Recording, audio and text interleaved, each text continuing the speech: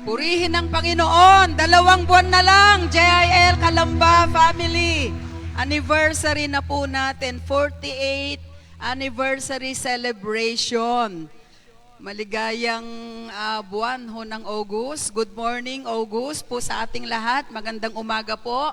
And we are so happy, excited, dahil isa na namang panibagong buwan ang ibinigay ng Panginoon sa atin upang siya'y ating masamba, maparangalan, maluwalhati. Kaya po, pwede bang palakpakan natin ng malakas na malakas na malakas ang ating Panginoon. Good morning po sa inyong lahat. Thank you po sa ating worship team. And tayo po ay minsan pa mag-aaral ng salita ng ating Panginoon. Of course, ang ating pong theme is about breakthrough discipline that empowers. Pwede po ba nating basahin ng sabay-sabay? Lakasan po natin. Breakthrough discipline that empowers. Napakaganda po ng ating tema ngayon pong umagang ito. Discipline. Ano po? Sabi ni Brother RJ kagabi ay nung isang araw, dahil ngayon daw ay linggo ng wika. Kaya maganda kung Tagalog, ano ho. Kaya po ang ating pong pag-aaralan ay breakthrough discipline that empowers. Nilagyan ko po ng pamagat, pero hindi po nailagay dyan. Ano ho? Babanggitin ko na lang po. Disiplina sa isip, sa salita, at sa gawa. Ano po? Disiplina sa isip, sa salita, at sa gawa. Tignan nyo nga po yung katabi nyo. Sabihin nyo, kapatid, dapat mayroon tayo nun. Amen? Yan po ang isang bagay na parang nakakalimutan na ng maraming tao, yung disiplina. Naalala ko po nung ako ay elementary yata, elementary. Masyadong familiar sa amin, popular po. Lagi naming naririnig yung motto o slogan, na sa ikauunlad ng bayan. Kaya pala walang disiplina, hindi na natin alam. Hindi po, biro lang ho. Ano nga po ba sabi? Sa ikauunlad ng bayan, disiplina ang kailangan. Yan po. Napakaganda, napakadakilang motto, slogan. Pero sana hanggang ngayon mayroon yon. At hindi lang siya isang slogan o motto, kundi it should be a practice. It should be a lifestyle, yung mayroon po tayong disiplina. Makapangyarihan po, very powerful ang salitang discipline. It empowers, it guides, it protects. Ito pong disiplina. Kapag tayo ay meron nito, makakaranas po tayo ng tinatawag na guidance. Makakaranas tayo ng protection. Di ho ba? At syempre, tayo po ay mai-empower. So sabi po ng aklat ng 2 Timothy chapter 1, verse 7, basahin po natin ang sinasabi ng 2 Timothy chapter 1, verse 7, For the Spirit God gave us does not make us timid, but gives us power, love, and self-discipline. Sa Tagalog po, sapagkat ang Espiritong ibinigay sa atin ng Diyos ay hindi espiritu ng kahinaan ng loob. Sa ibang translation po, sa ibang salin ng Tagalog, takot. Hindi espiritu ng takot, kundi espiritu ng kapangyarihan. Gusto ba natin yon? Ako, konti ang may gusto. Gusto ba natin ng kapangyarihan? Espiritu ng kapangyarihan, pag-ibig. Gusto ba natin ng pag-ibig? Siyempre. At pagpipigil sa sarili. At ito po ang ating pag-aaralan, yung huli, self-discipline. Sa ibang translation, self-control. Ano po? Self-control. So, ano nga ba itong self-discipline? Tignan po natin. Sa Biblia, napakaganda po na ito'y ating mahango sa salita ng Panginoon o sa Biblia para po mas madiin, mas mabigyan ng emphasis, at mas malalim ang magiging tanim nito sa ating puso, sa ating isip. Ano nga ba ito? In the Bible, self-discipline is closely tied to the concept of self-control, which is often translated as temperance. Yan po, magkaka-synonyms ho yan, synonymous. Ano po yung self-discipline, self-control, temperance. Kaya po minsan, di ba, yung temper niyan, bad temper. Mayroong bad temper, may good temper. Di ho ba? So ito po ay nanggagaling doon sa tinatawag na discipline. Nanggagaling sa tinatawag na control. At ito po ang dapat na makita sa mga Kristiyano. Self-discipline implies the restraining of oneself. Yung kaya mong magtimpi, kaya mong pigilan ang iyong sarili, kaya mong i-manage. Ayan. Kaya nating pamahalaan ng tama ang ating mga kaisipan, our thoughts, our words, and our deeds. It's very important. Sabi po dyan, pakibasa po natin, it generally refers to our ability, yan, to control or restrain ourselves from all kinds of thoughts, feelings, impulses, pati po yung mga impulses natin, desires, napakahalaga din na nadidisiplina natin ang ating mga desires, nakokontrol, which includes the desire for physical and material comfort. Based on this concept, ano po makikita natin na kaya napakaraming tao ay nalulong, nagumon na ho sa mga bagay na mali, maging kung paano mag-produce ng kanilang mga material and financial provision, ay dahil po sa tinatawag na kawalan ng disiplina. So, napakahalaga ang disiplina upang tayo ay magkaroon ng isang buhay na maayos, tama, at kalugod-lugod sa harapan ng ating Panginoon. Pati po yung desire natin for material and physical comfort, sa tamang paraan natin makukuha. Kaya po, ang discipline ay may kinalaman ito sa pagsasaayos ng ating mga nararamdaman, ng ating kaisipan, ng ating pananalita at ng ating ginagawa. Sabi po dyan sa 1 Corinthians chapter 6, verse 12, pakibasa po natin. Some of you believers might say, I am free to do anything that I want to do. That may be true, but not everything will help you. I could say, I am free to do the things that I want to do, yes, but I will not let anything like that have power over me. Ito po ang konteksto pinag-uusapan is about the flesh, ano po? About the lust of the flesh, about the pride of life, about the lust of the eyes, yung mga kasalanan na binabanggit po, maging sa Genesis na naging sanhi kung bakit bumagsak si Adan at saka si Eva. So ang sabi dito, may mga mananampalataya na sinasabi nilang, malaya ako na gawin ang lahat ng gusto ko. Tama ho ba yun? At teka lang ho, isutuloy natin. Ano po? So malaya ako na gawin ang lahat ng gusto ko. Maaring, okay din yan. Pero tandaan natin, hindi lahat ng gusto natin ay makakabuti sa atin. Are you there? Amen. Pakisabi sa katabi, kapatid, hindi lahat ng gusto mo ay makakabuti sa iyo. Diba? Sabi nung ibang mga kabataan ngayon, dyan ako masaya eh. Alala ko noon, mayroon akong kinakaunsilan. Sabi niya, doon po ako masaya eh, sa ginagawa ko eh. Ano po? Mayroong tinatawag na fornication. Ano po? Diyan daw siya masaya, etc.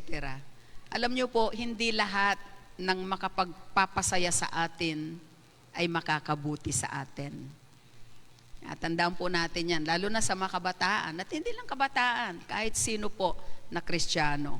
So, wag daw nating ipilit yung mga bagay no gusto lang natin, nais lang natin. Napakahalaga na hindi tayo kinokontrol ng mga bagay na gusto natin. Tayo ang kukontrol sa pamagitan ng kapangyarihan ng ating Panginoon. Kaya napakahalaga na tayo po ay nananatili sa Panginoon. Sabi po ng aklat ng Zechariah chapter 4 verse 6, hindi sa pamagitan ng inyong lakas, kundi sa pamagitan ng Espiritu. Ano po? It's not by might, it's not by power, but by the Spirit of the living God. So napakahalaga ng ating mga buhay ay nasasakop ng Panginoon ng kanyang kapangyarihan. Why discipline or self-discipline is important? Pakibasa nga po natin ito, sabay-sabay po, malakas. Self-discipline is a vital aspect of the Christian life because it enables believers to live in accordance with God's will. Ito pala. Kaya napakahalaga ng self-discipline. Ipamuhay natin ito, i-claim natin ito, at kung wala pa po tayo nito, hangarin natin, i-desire natin, Lord, ilagay mo sa puso ko, help me to have this kind of discipline. Upang sa ganon, ay magawa natin kung ano ang nais at kalooban ng ating Panginoon. Because God wants us to keep ourselves from engaging in whatever entices us to break God's laws and breach our relationship with God, whether by thought, by deed, or by word. Dahil kapag hindi po nangyari yung self-discipline, hindi po tayo nabuhay ng may pagpipigil sa sarili, ito po ang maglalayo sa atin sa Panginoon. Ito po ang maglalayo sa atin sa Panginoon. So maaring ang mga bagay na nais ng Diyos o ipinapaalala ng Panginoon sa atin, yung mga habits natin. Ano ba yung nakagawian mo na? As far as your life is concerned, ano ba yung mga bagay na sinasabi nating, eto na ako wag nyo na akong baguhin, eto na ako, nung na-born again ako, eto na ako. So why do I need to change? Alam niyo po, sabi ng 2 Corinthians 5:17. 2 Corinthians 5:17, kung kaya po, kahit mabilis ma-flash natin, if anyone is in Christ, he is a new creation. All things have passed away, behold, all things have become new. Tagalog, basahin natin. Kaya't kung ang sino man ay na kay Kristo, siya'y bagong nilalang. Ang mga dating bagay ay nagsilipas na. Narito, sila'y pawang naging mga bago. Palakpakan nga po natin ang salita ng Diyos. Kasi ang Panginoon ay kumikilos siya sa buhay natin eh. Hindi naman talaga natin kaya na disiplinahin ang ating sarili. Sa ating sarili lang na pagnanais at pagpapasya. Sa ating sariling lakas lang. No. We need God to change us and transform us. Di po ba? Kahit ilang New Year's resolution yan eh. Ang gawin natin, simula sa araw na ito, didisiplinahin ko ng aking sarili, aayusin ko yung aking temper, na magkakaroon ako ng self-control, sa ganito, sa ganyan, sa ganon. Ang dami. Pero at the end of the day, balik pa rin sa dati. So mahalaga ang self-discipline. Tignan natin ang Proverbs 6:23. Pakibasa natin ang Proverbs 6:23. For the commandment is a lamp, and the whole teaching of the law is light, and reproofs of discipline are the way of life. Ito daw pong mga disciplines na ito, spiritual disciplines, ito daw po ang daan patungo sa buhay. Buhay na kaaya-aya, buhay na kalugod-lugod, buhay na makabuluhan, buhay na matagumpay. Nais ng Diyos na maranasan natin ang self-discipline. Let's go to these 4 key aspects of discipline. ilang importanteng bahagi ng tinatawag na self-discipline. Katotohanan na kailangan po nating maunawaan bilang isang mananampalataya ng ating Panginoon. Number 1, pakibasa po natin. Self-discipline is a high form of worship of God. Ito daw po ay mataas na antas ng pagsamba sa Panginoon. Pastor, ang alam ko sa pagsamba, aawit, sasayaw, di ba? Aawit, sasayaw, kakanta. Yung ikaw ay mag-pray-pray, yung ikaw ay magbabasa ng Bible, those are good things. Gustong-gusto din ng Panginoon yan. Pero alam nyo po, sa ibang banda, ay makikita natin na yun palang living out His commandments by doing what He compels us to do so that God can bless us fully and trust us explicitly. Ito daw po ay self-discipline form of pagsamba. Ito po ay isang bahagi ng tinatawag na pagsamba. So wag lang nating i-equate, wag lang nating isipin na kapag pagsamba, nakataas ang kamay. Na kapag pagsamba, nakabukas ang bibig, umaawit tayo. Those are good. Those are the things that we do to worship and honor the Lord. Pero another thing, another way to honor and worship the Lord is living out His commandments. Katulad po ng choosing what is right instead of what is easy. Yung pipiliin mo kung ano ang tama kaysa kung ano ang madali. Alin ba po ang madaling gawin? Piliin ang tama o yung convenient? Sige po, sumagot po kayo. Wala po akong ibang tinatanong. Hindi po yung mga nasa online. Hindi lang po sila. So alin po ang madali na piliin? Yung tama o yung convenient? Di ba? Madali ho ba? Di ba? Napiliin ang tama o yung convenient? Hirap Hindi po madali. But it takes a disciplined life. Di ba? Kailangan ngayon ng discipline for you to choose what is right instead of what is easy or convenient. Kaya ang sabi ng Micah chapter 6 verse 8, wala po dyan, pero naalala ko lang po, sabi ng Micah chapter 6 verse 8, He hath shown you, O man, what is good and what the Lord requires of thee. It's a requirement. God is compelling us to do His will. He hath shown you, O man, what is good and what the Lord requires of you. Ano yun? To act justly, to love mercy, and to walk humbly with your God. Micah chapter 6 verse 8. Sa Tagalog, dahil linggo ng wika, basahin ho natin para mas maunawaan natin lahat. Sabay-sabay.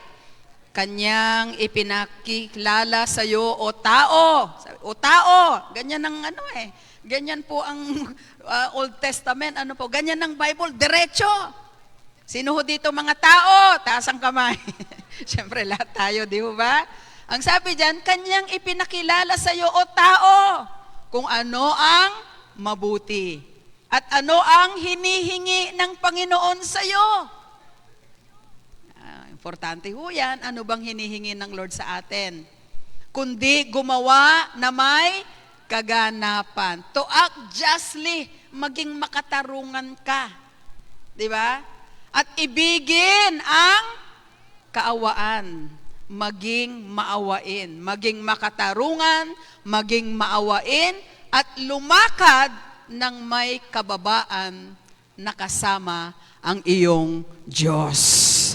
Palakpakan nga po natin ang salita ng Panginoon. So ang itinuturo ho dyan, ito yung discipline to act justly. Mahalin ang katuwiran, katarungan. Ibigin ang kaawaan, maging mahabagin. At ang sabi doon, maging mapagpakumbaba. Kailangan po discipline. Hindi natin magagawa yon. These are spiritual disciplines that we need to understand. So choosing what is right instead of what is easy. Ano pa po? Using your hours well to respect the life and the gifts you were given. Yung tamang paggugol ng oras, disiplina din po yun. Hello? Nako, mukhang dyan tayo lahat babagsak. Ano po, sa paggamit ng oras natin. Hello? Sino po dito talagang yung 24 hours a day, sulit na sulit? Mabunga.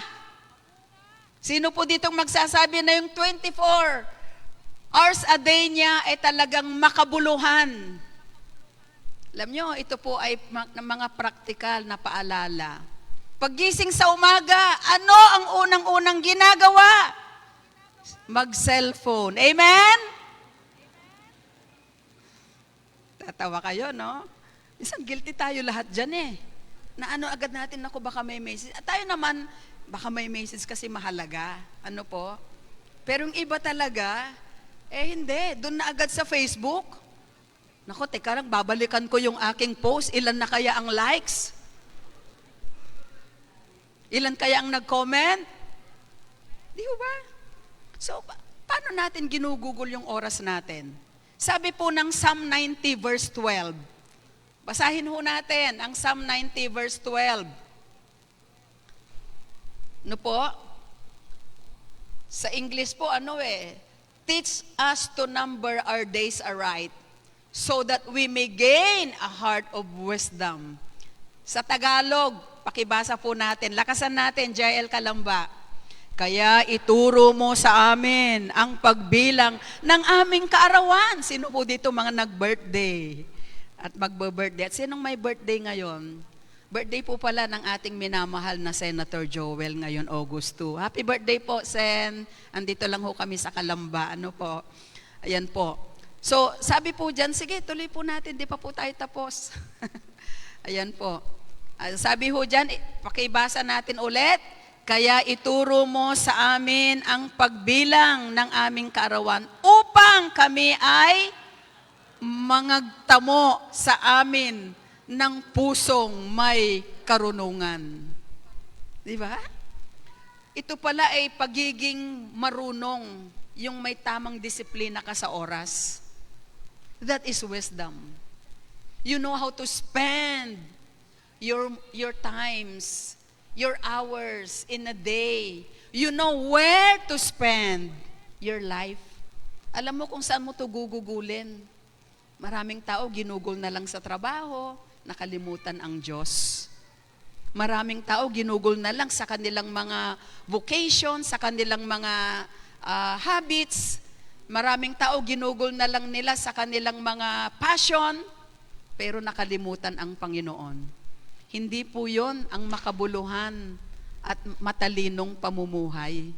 Ang matalinong pamumuhay, of course, nabubuhay tayo ng may katuwiran, ng may kabanalan, nabubuhay tayo para sa Panginoon at nakakapaglingkod tayo sa Kanyang ubasan. Amen po ba? Palapakan po natin ang Panginoon. So, naigugugol mo yung oras mo ng tama. Yan po ang sabi ng Psalm 90 verse 12. No po, ang buhay daw natin, isa lang eh. We have only one life to live. And only the things that you have done for Christ will last. Di ho ba? Yun lang mga bagay na ginawa natin para sa Panginoon, yan po yung counted. Kasi yung mga bagay na ginawa natin dito sa lupa, minsan sa lupa lang. Pero lahat ng bagay na ginawa mo para sa Lord, hanggang eternity, you will meet them again for God's glory. Amen po ba? Palakpakan natin ang Lord. So dahil isa lang ang buhay natin, pwede mong gastusin yan, pwede mong spend yan kung saan mo gusto, pero sisiguraduhin mo, na na-spend mo yan sa tama, sapagkat minsan ka lang mabuhay sa mundo. Ilang taon na ho tayo, ilang kaarawan na ho ang celebrate natin.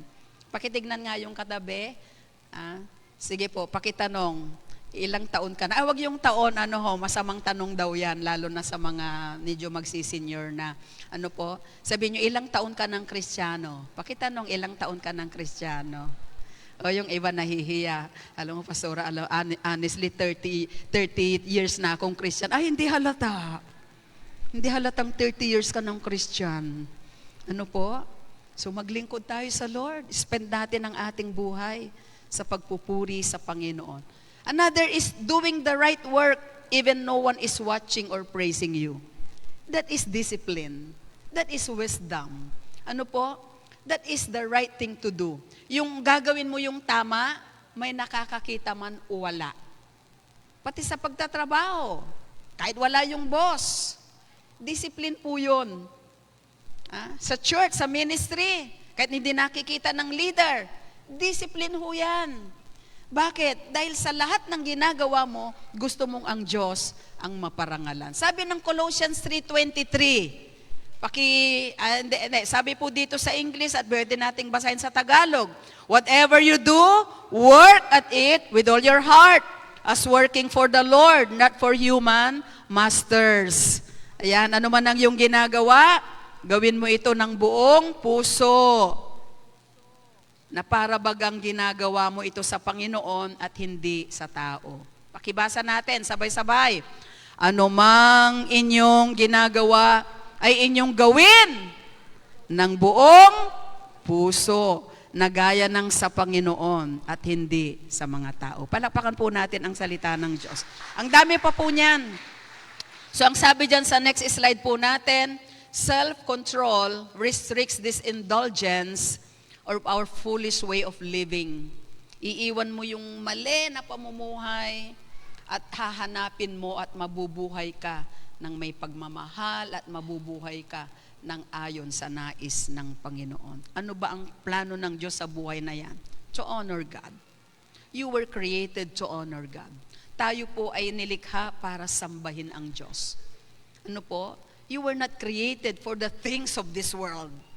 Nilikha po tayo para sa Panginoon. Sabi nung awit, ako'y nilikha sadyang para sa'yo, lahat sa akin, iaalay sa'yo ang iyong kaluguran, ang siyang nais ko, maging kansa po.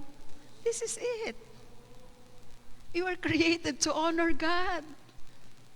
What do you think you are doing right now? Anong sa tingin mo ang ginagawa mo? So, discipline is very important. Another thing, ano po, number 2. Pakibasa natin ang number 2. Self-discipline is born of the Holy Spirit. Kanina ang ganda po nung siguro special number mamaya. Matagal ko na pong pinag-pray-pray yon na maawitin yung bunga ng Espiritu. Mayroon ka ba sa buhay mo? Ano po? Ang self-discipline, self-control, temperance is a fruit of the Holy Spirit. It is born of the Holy Spirit. Hindi ito galing sa tao. Kung sa tao lang, yung self-discipline, you cannot really continue with it. Ano po? Hindi mo ito maipagpapatuloy. Siguro pang ilang buwan lang, pang ilang taon lang, tapos balik ka ulit sa dati. Bakit? Hindi pang matagalan. May hangganan ang tao marupok. Sabi, di ba? Ang tao ay talagang sadyang makasalanan. Kaya po, napakahirap kung sa pamamagitan lang ng ating lakas, kung sa pamamagitan lang ng mga natutunan natin dyan, ano po, sa mga paaralan. Although may mga magaganda, pero ngayon nakakabahala na ang mga paaralan. So ano yung latest na news? Estudyante, binugbog yung kanyang guro. Ano po, sa Davao ho ba yun? Bakit nauuso yung mga pambubugbog? Nauuso yung mga salita na hindi maganda? Parang bloodshed, parang violence. Hindi po na yun ang nais ng Diyos. So ano ang kulang? Discipline. At yung tunay na disiplina nagaling sa Diyos. Yung bunga ng Espiritu na self-control and discipline. We can have power over ourselves only when we have submitted to the Spirit's control and power in us. Magagawa lang po nating labanan ang lahat ng tukso, lahat ng bagay na mali, lahat ng bagay na masama, kung tayo po ay pinananahanan ng Espiritu ng Panginoon. Kapag ang banal na Espiritu ang may control sa buhay po natin. Kaya nga yung ating theme di ba? God has not given you the spirit of fear, of timidity. Di ba? But God has given you the spirit of power, love, and self-control or self-discipline. Hindi espiritu ng takot ang ibinibigay ng Diyos. Hindi espiritu ng kahinaan ng loob. Hindi espiritu ng kamalian ang ibinibigay ng Panginoon, kundi espiritu ng pagpipigil sa sarili. Ito ang disiplina na nais ng Diyos na maranasan natin araw-araw at hindi ito kayang ibigay ng gobyerno. Hindi kayang ibigay ng academe. Hindi kayang ibigay ng mga institusyon. Ang nagbibigay ay ang Espiritu ng ating Panginoon. Amen po ba? Hallelujah! Let us crave for this Spirit. Ito po ay well-balanced mind and discipline and self-control. Sabi po ng Amplified Classic Edition. Balanced mind, well-balanced mind, discipline, self-control. Binanggit po yung discipline and self-control pagdating sa Amplified Classic Edition. And therefore, self-control is a gift from God. Sabihin nyo, gift. Sabihin nyo po, regalo. Ano po? Every good thing we do is the fruit of the Spirit's work in our lives. Kung ikaw man ngayon ay nakakapagbasa ng Bible, may desire ka to read your Bible, to pray, that is the work of the Spirit in your life. Kasi ang Holy Spirit is at work, may ginagawa sa buhay natin. Diba? Yung Ephesians 3:20 na theme natin sa ating breakthrough prayer, di ho ba? By the Spirit that is at work in you, you can dream big dreams. You can pray bigger prayers. You can pray bolder prayers. You can pray better prayers kapag tayo po ay pinangungunahan ng Espiritu ng ating Panginoon. Without the power of the Holy Spirit, we are incapable of knowing and choosing how best to meet our needs. Pati po yung paano ka magtatrabaho, paano mo susuportahan ang iyong mga pangangailangan, God will give you the power and the ability. Ano po? Dahil andon yung tinatawag na discipline. So every good thing we do is the fruit of the Spirit's work in our lives. Sabi po dyan, sa next slide, ano po? Christ's control is the basis of control. Yan po, hindi dahil magaling ka, kaya niyang pamahalaan ng kanyang sarili, kaya niyang pamunuan, kaya niyang pigilan ng kanyang sarili. Huwag kang mag-alala dyan, hindi yan basta bibigay. Hindi po. Maraming tao ganon, bumigay na. Kasi ang kaaway, kapag paulit-ulit at binibigyan mo siya ng puwang, posible na ikaw po ay masira niya. Ikaw po ay maibagsak niya. Kaya do not give the enemy an inch. Kahit isang inch, huwag mo siyang bibigyan. Huwag mo siyang bibigyan ng puwang. Ano po? And you can only do that because of Christ's control. Because of the power of the Holy Spirit. So, it is not just human willpower, but inner strength and governance of desires produced by the Holy Spirit working in a person. So, ang Holy Spirit, napakahalaga. Araw-araw piliin nating mabuhay ayon sa banal na Espiritu. Those who walk according to their flesh will reap death, aani ng kamatayan. Ang sinumang taong nabubuhay sa laman. Sabi nga, ang nabubuhay sa patalim din mamamatay. Ang taong nabubuhay sa violence din mamamatay. Di ba? Kung ano po yung bagay na doon mo inilalaan ang sarili mo, most likely, dyan ka rin susukatin. Most likely, dyan ka rin hahantong. So kapag kadisiplinado tayo sa lahat ng ating ginagawa at patuloy na ikinukumit natin ang lahat ng bagay sa ating Panginoon, praise God, the Holy Spirit will work. The Holy Spirit will move freely in your life. Gagawa po ng mayroong kalayaan ang banal na Espiritu sa buhay natin. At ang gagawin niya ay kung ano ang mabuti, kung ano ang matuwid, kung ano ang tama para sa ating Panginoon. Palapakan natin ang ating Panginoon. Another thing, aspect of self-discipline. Self-discipline is the gateway to Christian maturity. Pwede po ba nating sabihin, basahin ng malakas na malakas? Self-discipline is the gateway to Christian maturity.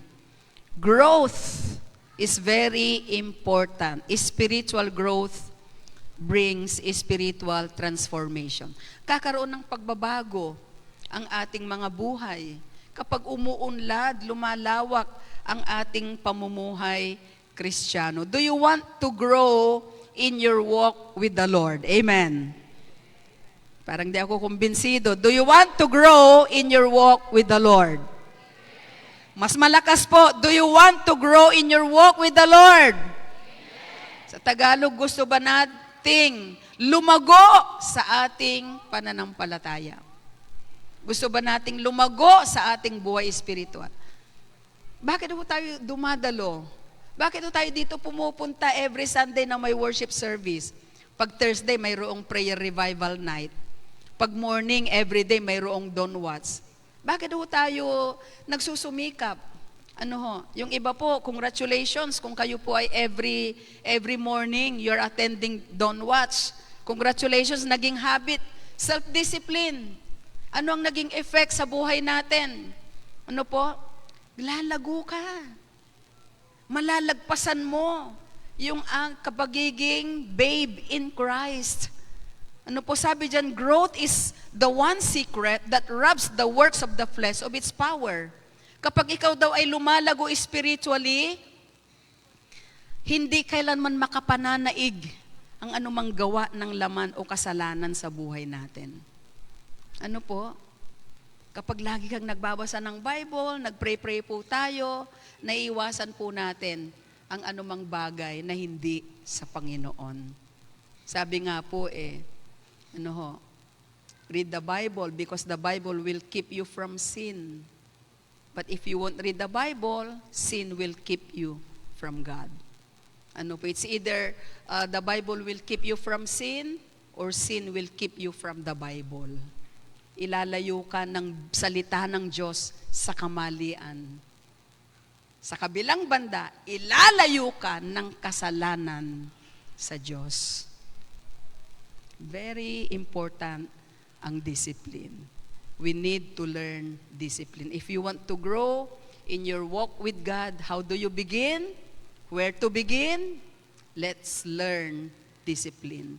Magsisimula po sa tinatawag na discipline. Spiritual maturity won't happen without discipline. O yung mga practices. Hindi po mangyayari ang tinatawag na paglagong espiritual kung wala po ang tunay na disiplina. Sabi po ng Hebrews chapter 6, verse 1, iwan na natin yung mga elementary teachings. Kapag ano po ang isang proof na hindi ka lumalago, ang gusto mo laging pakinggan about the love of God, hindi naman masama yun. Ang gusto mong laging pakinggan about the love of God, about how to bless you, how to have prosperity in life, how to be healed. Hindi naman po masama yun. Pero kapag ganun lagi ang gusto natin, we are not really growing. Tignan niyo po ang sabi ng verse 1. Kaya't, sige po, basahin nga po natin, tama ba yung binanggit kong verse? Shall we all read? Hebrews chapter 6, verse 1. Sabay-sabay po. Kaya't tayo'y tumigil na ng pagsasalita ng mga unang simulan ng aral ni Kristo. Masyadong malalim yata yung version nyo. Anong Tagalog? Sige po, ituloy natin. At tayo'y patuloy sa kasakdalan na wag nating ilagay na muli ang kinasasaligan ng pagsisisi sa mga patay na gawa at ng pananampalataya sa Diyos. Mas lalong lumabo, lalim ng Tagalog Ayan po. Ibig sabihin, kalimutan mo, medyo mag-advance ka naman. Di ba? Ang buhay natin na mga mananampalataya ay parang buhay ng sanggol. Ang sanggol, kapag baby pa siya, bagong panganak, anong kanyang iniinom? Gatas. At kapag siya ay mga 1-year-old, anong kanyang kinakain? Soft food. Lugaw, di ho ba? Yung mashed potato. Yan po yun. Bakit? Hindi pa niya kayang ngunain ang karne. Ano po, yung mga matitigas na pagkain, hindi pa siya kailangang pakainin nun. So tama lang. Para mabuhay siya, masustain siya, lumago siya, he needs to drink milk. He needs to eat soft foods. Di ho ba? Pero kapag yan ay 15 taon na, 20 years old na, at yan ay dumododo pa, may problema. Kapag yan po ay, ang gusto niyang kainin, mashed potato. Lalaki na ng ngipin, matitigas na ang ngipin, matitigas na ang buto. Ang kinakain pa niya, mga soft food, lugaw. Hindi siya makakaranas ng mga nutrients, nourishment, na magpapalakas, magpapatibay sa kanya. Ganon din sa buhay pananampalataya. Kapag tayo po ay matagal ng Kristiyano, hindi puro soft food. Of course, we drink milk, di ba? Nainom pa rin tayo ng milk kasi may mga sustansya dyan na titibay yung buto mo to avoid osteoporosis, di ba? Patalastas po. So, kumakain pa rin tayo, umiinom, pero dapat kumain ka na rin ng mga pagkain masustansya, may protina. Kaya minsan kakain ka ng fish, meat, vegetables, fruits, minsan matitigas na pagkain. Ang ibig sabihin po nito sa ating spiritual na pag-aaral ngayon, minsan kailangan nating makarinig ng mga katuruan na minsan masasaktan ka, kailangan mong tanggapin. Minsan parang madudurog ang puso mo, kailangan mong i-accommodate, kailangan mong tanggapin, i-receive upang sa ganon ang iyong buhay ay mabago, upang sa ganon ikaw ay tumibay, tumatag. Kailangan makaranas ka rin ng mga pagsubok at alam mo na ang pagsubok ay pinapayagan ng Diyos para ikaw ay maging matatag na Kristiyano para sa ating Panginoon. Lahat ng iyan, matututunan mo dapat. Don't just crave for spiritual milk.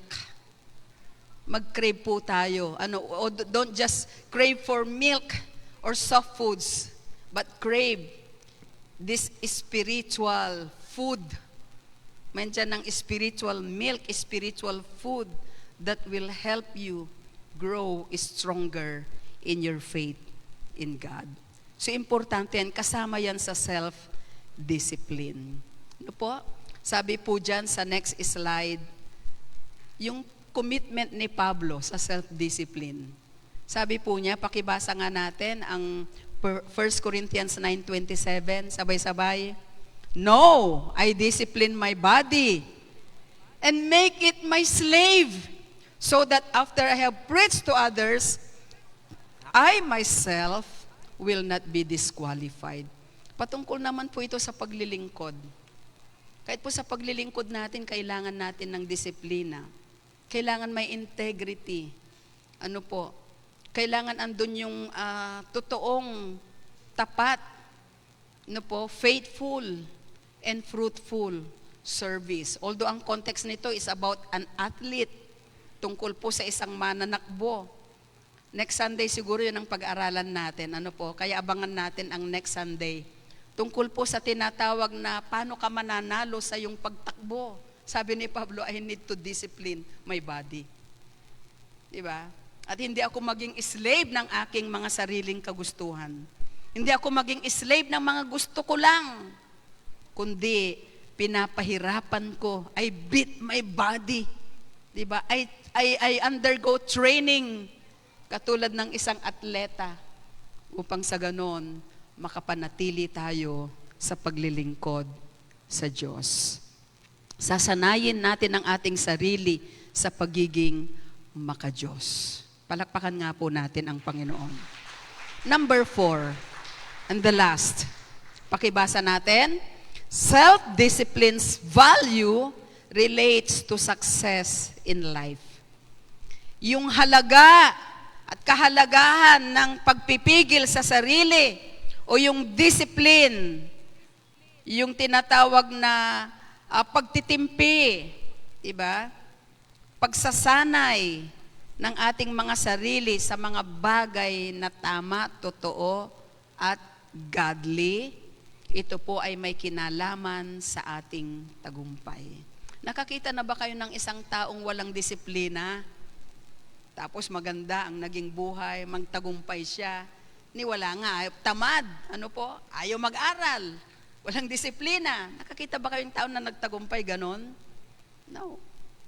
Maaari siguro, yung kanyang influence ng family niya, yung kaperahan, yaman ng magulang, pwedeng mayayaman pa, pero tandaan natin, pag bankrupt ang karakter, yan po ang hihila sa'yo, pababa.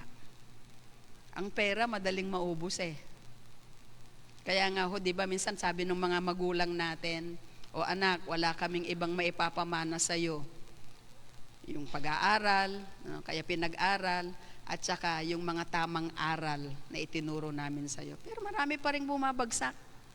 Marami pa rin nabibigo. Bakit? Hindi sa tao. Hindi ang ginagawa ng tao. Hindi ang suporta ng tao para tayo ay magtagumpay, kundi ang suporta ng ating Panginoon. Amen po ba? Kung tayo po ay patuloy na magtitiwala sa Kanya. Sabi dyan, hard work and persistence born of self-discipline are certainly keys to success in life. Hard work. Sabi nga natin, hard work. Persistence. Yung po ay mga disiplina ho yan. Self-discipline po yan, yung magiging masipag ka. Diba? At yung tinatawag na pagpupursige, pagsusumika, pagpupursige, ito daw po ay nanggagaling sa tinatawag na self-discipline. At ito po ang maghahatid sa iyo sa tunay na tagumpay. Gusto ba nating magtagumpay sa buhay? Let's learn discipline. Gusto ba nating magtagumpay sa ating buhay paglilingkod? Let's learn discipline. By the way, ang discipline po, dyan po galing ang salitang disciple. Ano po? Disciple. Disipulo, tagasunod ng Panginoon. At kung ikaw gusto mo na lumago bilang isang disciple, kinakailangan may discipline. Kaya, ang ating pong orientation ng DJ sa mga bagong disciples, magiging disciples ng Panginoon sa ating discipleship journey ay ito ngayon, August 2. Sino nga po ang mga hindi pa nakakadalo dito sa discipleship journey? Pwede bang itaas ang kamay? Maging honest, yung mga hindi pa nakakadalo, kita kayo ni Lord. Ano po?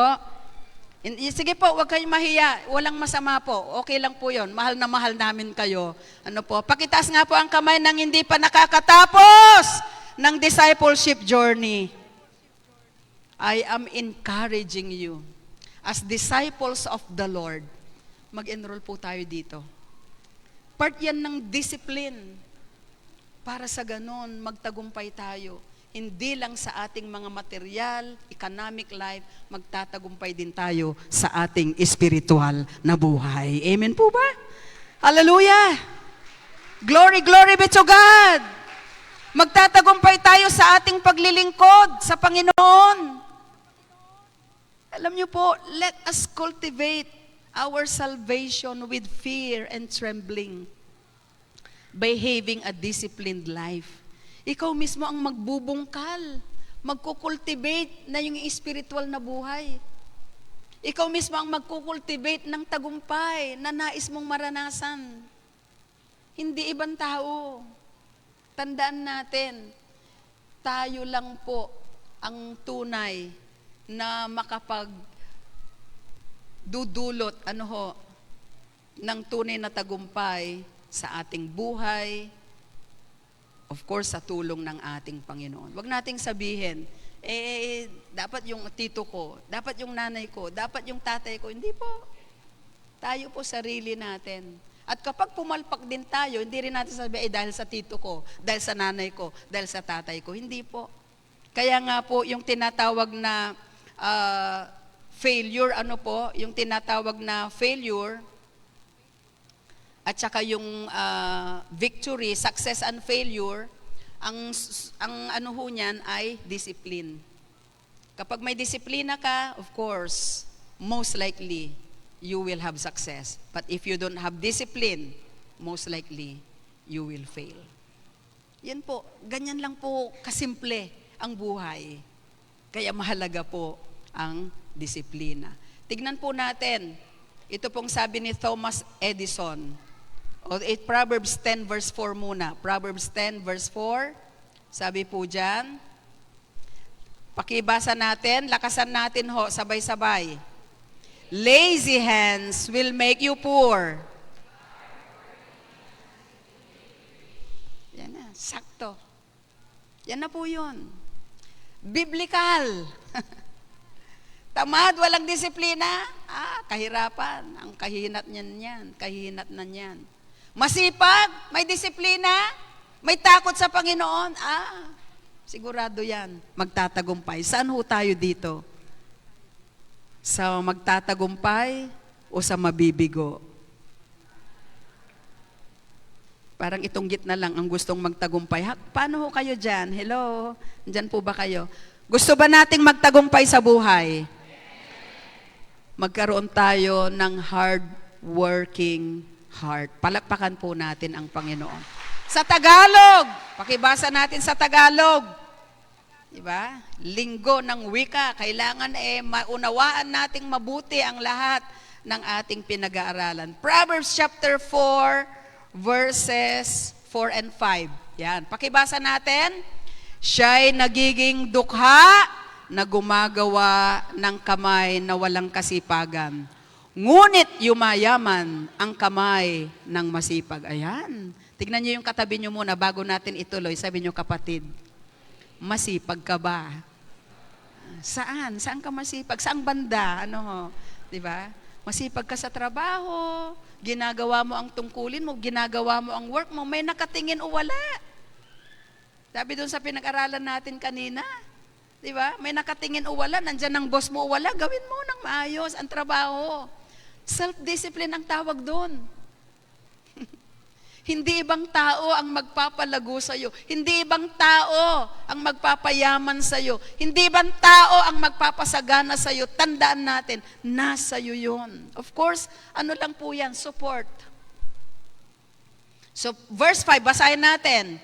Siyang nagtitipon sa tag-init ay pantas. Pag pantas ay matalino. Pantas na anak. Ngunit siyang natutulog sa pag-aani ay anak na kahiya-hiya. Ang sakit naman, Lord, magsalita kahiya-hiya. Tamad. Ano ba yung mga salita? Nasa Bible po yan. At kung tayo po gusto nating lumago, let us crave ito pong spiritual food that would make you grow, that would build you up, that would nourish your heart, nourish your spirit. Hindi puro pa-cute ang mga gusto nating marinig na katuruan. Ano po? Kailangan nating lumago. Kailangan nating magkaroon ng tamang disiplina upang tayo ay sumagana. Amen? Gusto ba natin yon? Ang nag-iimbak kong tag-araw ay nagpapakita ng katalinuhan. Alam niyo po yung mga ants, they gather their food during dry season. Sa panahon ng tag-init, during summer, they gather their food. Bakit? Sabi ko nga, talino talaga ng mga langgam. Bakit daw nila ginagather yung food nila during summer? Dahil alam nila magkakaroon ng rainy days. Magkakaroon ng wet season. Pag umulan, di sila makakalabas. Pag umulan, di sila makakakuha ng pagkain nila sa inyong mga kaldero. Di ba? Yung mga tangay-tangay nila, di ba? Yung kanin, tangay-tangay nila, yung mga tinapay, iniipon nila yon. Sabihin nyo sa katabi nyo, kapatid, ang mga langgam, nag-iipon. Pakisabi, kapatid, ang mga langgam, Nagtratrabaho. Amen! Para may makain, matutuho tayo sa mga langgam na ito. Sabi ni Solomon, look at the ants. Aba, naging example pa ang ants. Minsan nga sabi ko, may utak kaya yung ant? Sa liit. Pero matalino. May disiplina. Pag yan ay nagmarcha, iisa yan. Diba? Pag yan ay gumapang sa inyong mga wall, sa inyong mga pader, talagang sunod-sunod yan. Hello? Kapag hinarangan mo, gagawa ng paraan. Yun po yung ants. Kaya nasama sa Bible eh. Diba?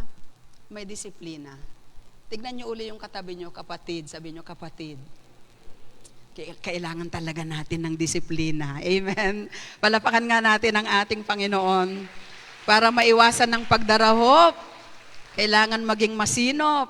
Para maiwasan ang pagiging kahiya-hiya, kailangan po nating magsakripisyo. That is discipline. Sabi ni Thomas Edison, pakibasa natin, genius is 1% inspiration and 99% perspiration. Ano po? Ibig sabihin, yung genius, yung tagumpay sa buhay, success in this life, 1% lang ang inspirasyon na makukuha mo sa ibang tao. Nung pinag-aralan ko nga, sabi nila, 20% ang makukuha mo na motivation, outside motivation, motivation from other people. In-encourage ka, in-strengthen ka, 20% lang yan. Pero sabi ni Thomas Edison, sa genius, 1% lang ang inspiration. Pero 99%. Papawisan ka dapat. Magtatrabaho ka, magbanat ng buto. May sacrifice. Discipline. Ano po, napakahalaga. Kaya pala breakthrough discipline. Ano po, so kapag mayroon tayong tinatawag na disiplina, sigurado ang tagumpay. We will be empowered because of the power of the Spirit that sustains and working in us. Palakpakan po natin ang ating Panginoon. Difference is often discipline is often the difference between success and failure.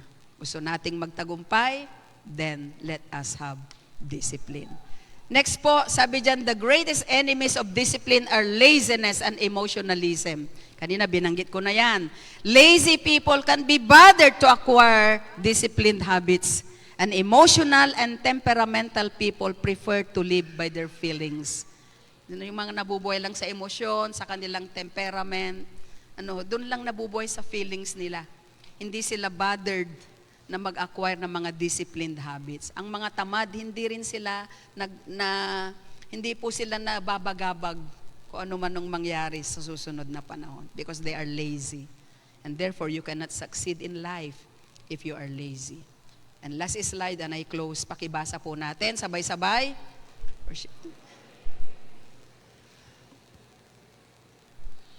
Louder, pakibasa natin, sabay-sabay. Enjoy the breakthroughs and blessings of a disciplined life.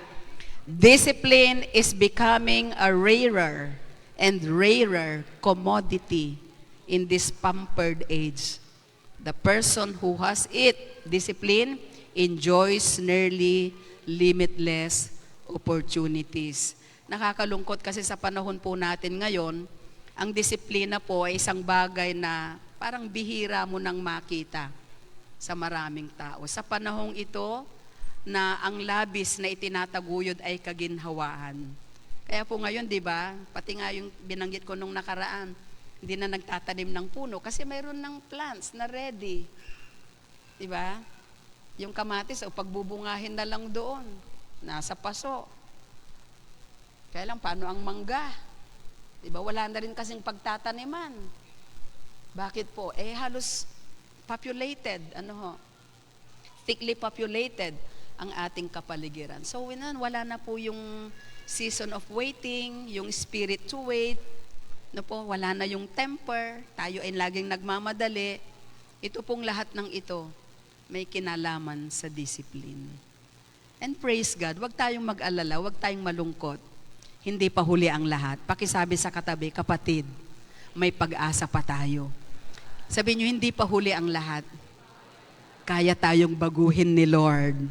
Kayang ibigay ng banal na Espiritu ang bunga ng disiplina sa sarili. Amen po ba? Palagpakan po natin ang ating Panginoon. At napakaraming oportunidad, limitless ang opportunity. Immeasurable ang mga opportunities sa isang taong may disiplina sa sarili. Tandaan po natin yan. Mga magulang, mga kapatid, huwag ho tayong magpatumpik-tumpik. Natutunan natin ang salita ng ating Panginoon. We need to live up sa salita ng Diyos. Live up the Word of God. Ipamuhay po natin ang salita ng ating Panginoon. Tumayo po tayong lahat.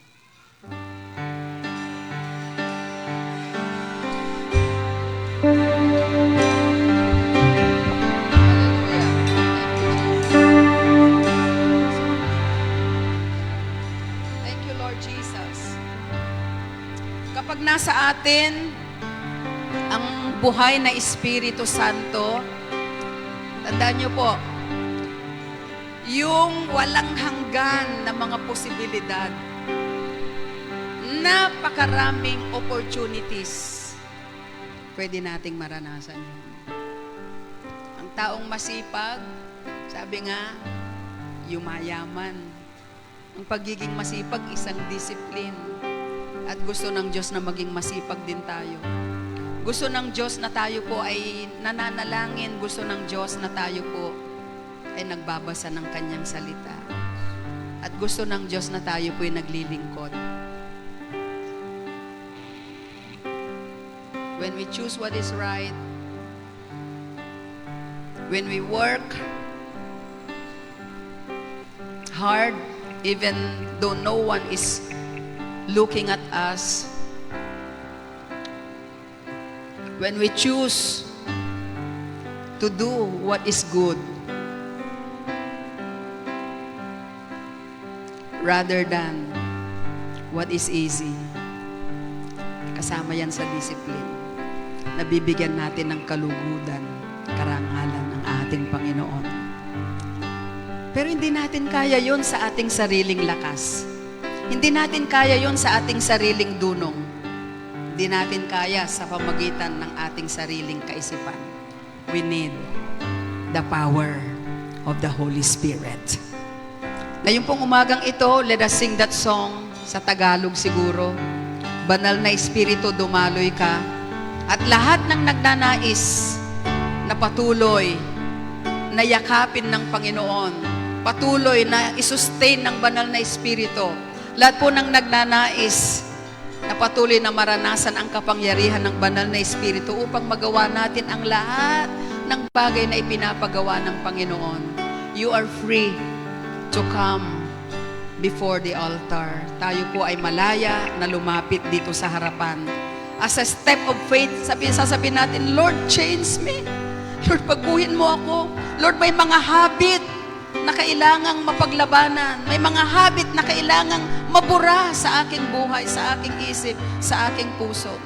May mga kasalanan, Panginoon, na kinakailangang pagtagumpayan, kinakailangang sirain, i-demolish sa aking puso, sa aking buhay. Lord, help me by the power of the Holy Spirit. Pwede ho tayong lumapit dito sa harapan. May mga pangarap ka na gusto mong makamit. By the power of the Spirit, by having a disciplined life, pwede kang magtagumpay at maranasan ang lahat ng pagpapala na inilalaan ng Panginoon. Just come as we sing this song with all our hearts. Hallelujah. Thank you, Jesus. Thank you, Lord. A step of faith, my dear brothers and sisters. Sa aking buhay, maghari ka. Lord, gusto namin ito, Panginoon, mabuhay kami. God, hallelujah, living out your commandments. Pag-ibig ko sa'yo'y lumalim pa. Gusto naming lumalim ang aming pag-ibig sa'yo. Na Espiritu, Hayaan natin ang banal na Espiritu ngayong araw ay patuloy tayong hipuin, patuloy tayong palakasin. maghari ka.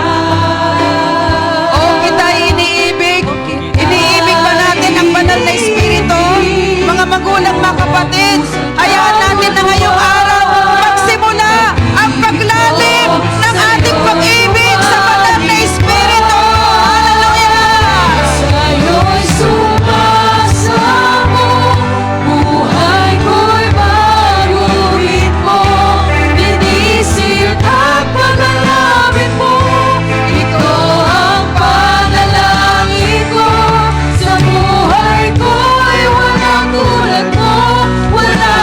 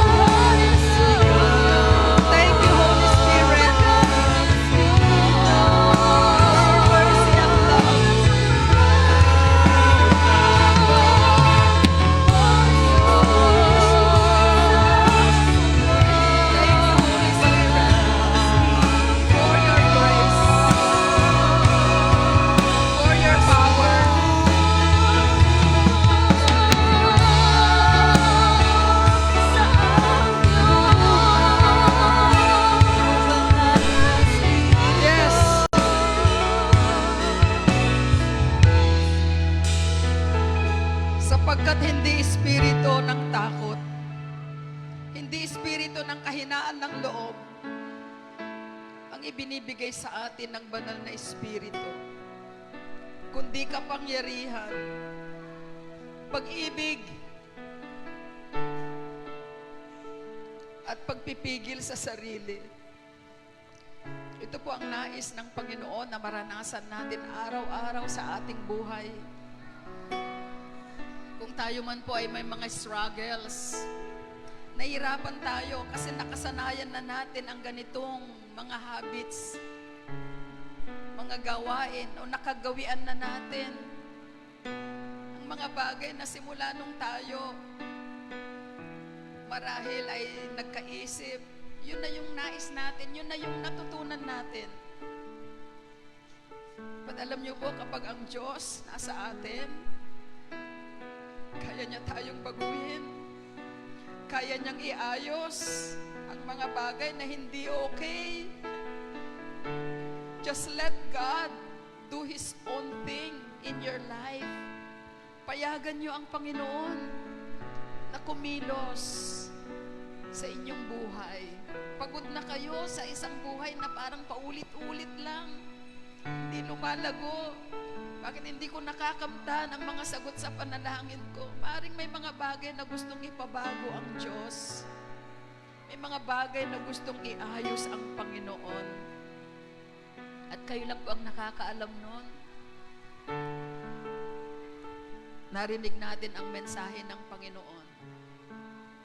This breakthrough discipline will empower you, will guide you, will protect you, and will lead you sa isang buhay na matagumpay at makabuluhan.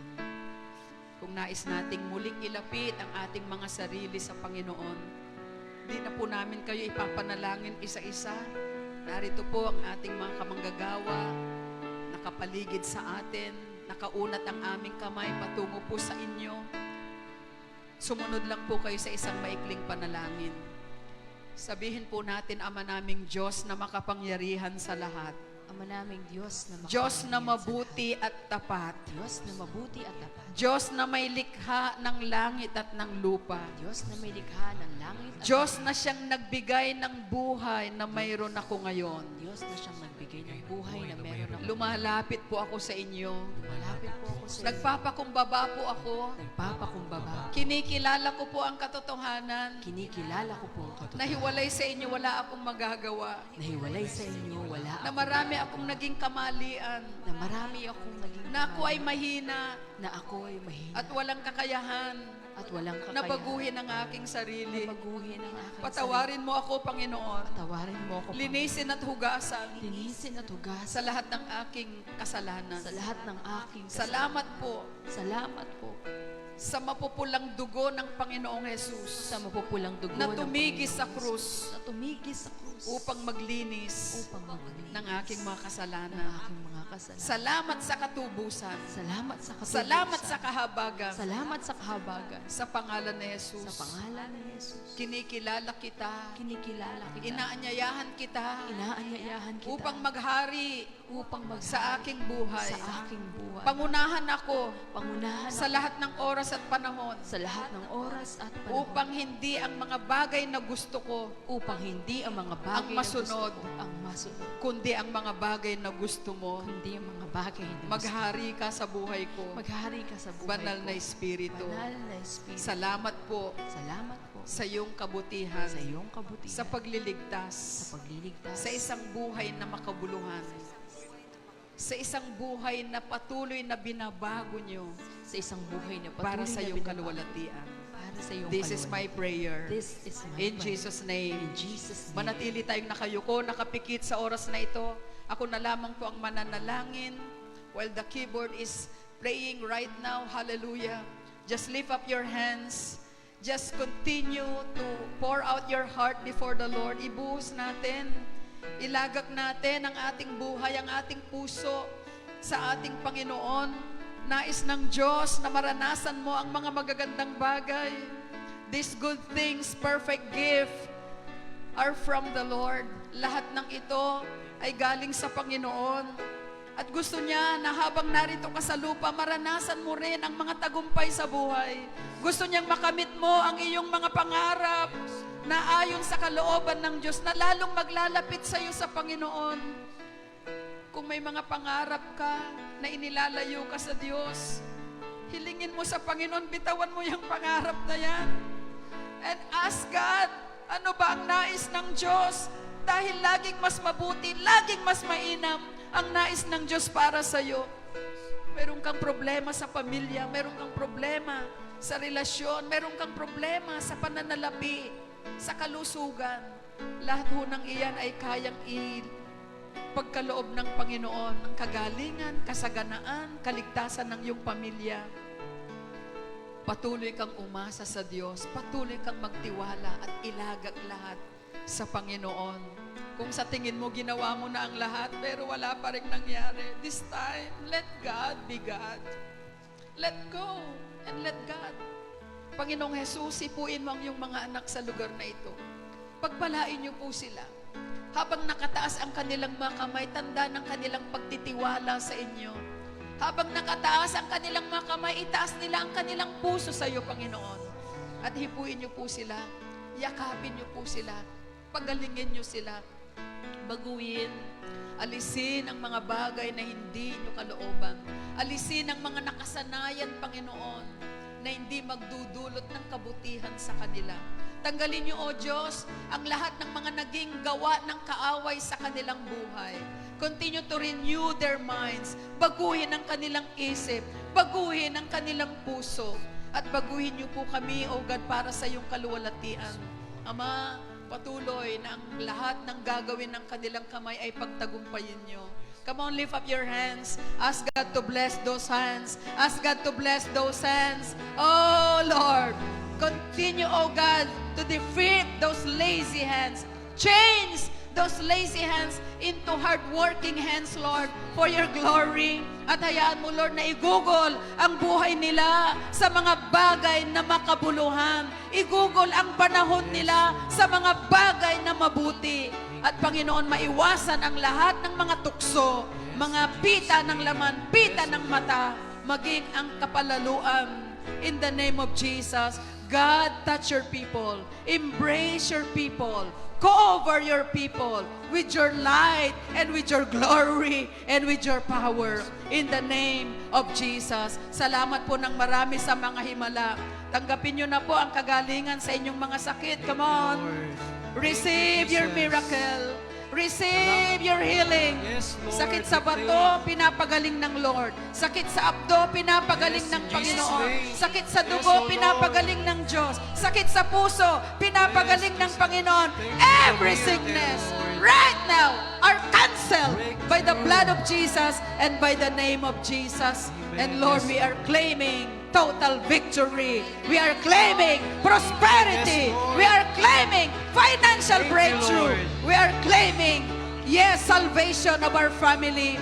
Inaangkin namin, Lord, ang paglago ng ministeryo na ipinagkatiwala mo sa iyong mga lingkod. And we are claiming, oh God, breakthrough, discipline that empowers. We love you, Lord. We thank you, Lord. And we carefully bring you back all the praise, honor, and thanksgiving. Ito po ang aming panalangin. Ang lahat ng pinagtagumpay ng Diyos ay magsabi ng malakas na Amen!